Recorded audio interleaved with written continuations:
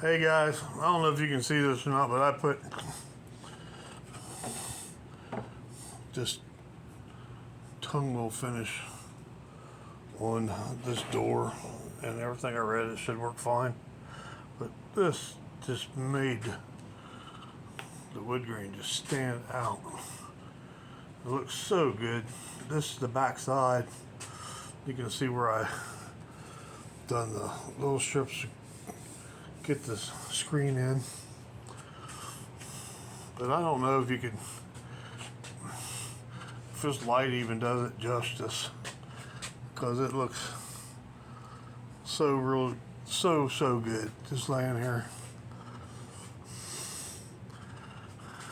But yeah, I'm gonna let that dry real good, and I'm gonna give it another coat front and back tomorrow. So I have 2 coats on it, but that's what it is. All right, everybody, thank you. Like and subscribe, please.